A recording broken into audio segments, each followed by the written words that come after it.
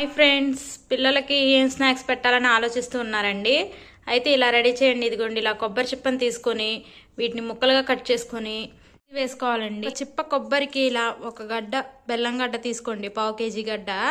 దీన్ని ఇలా పీసులుగా ముక్కలు ముక్కలుగా కట్ చేసుకోండి, కొంచెం నలకొట్టుకోండి.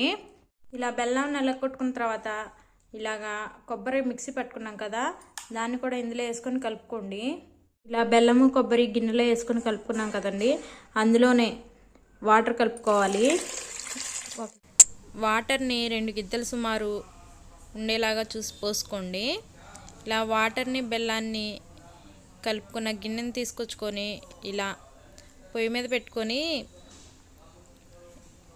కొంచెం దగ్గర పడనివ్వాలండి. కొబ్బరి బెల్లము కరిగి కొబ్బరి పచ్చి వాసన పోయే వరకు కలుపుకోవాలి. అలా కొంతసేపు పొయ్యి మీద ఉంచుకొని తర్వాత దించుకొని కొంచెంగా వరిపిండి ఉంటుంది కదండి, అదే బియ్యపిండి. ఆ బియ్యపిండిని ఇందులో వేసి కలుపుకోవాలండి ముద్దలాగా. ఇదిగోండి, ఇక్కడ వీడియోలో చూపిస్తున్నాను చూడండి, అలా ముద్దలా కలుపుకోవాలి.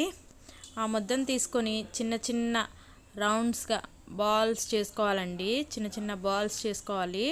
ఇదిగోండి, ఇలా ముద్దని చక్కగా కలుపుకోవాలి. ఇదిగోండి, చూడండి ఎలా చేస్తున్నారో మా పెద్దమ్మ. ఇలా రౌండ్గా చేసుకోవాలి బాల్స్. ఇలా రౌండ్గా చేసుకున్న బాల్స్ని పొయ్యి మీద ఆయిల్ పెట్టుకొని ఆయిల్ హీట్ ఎక్కాక ఇలా బాల్స్ని తీసుకొచ్చి ఈ బాండీలో వేసుకోవాలండి. ఇదిగోండి చూడండి,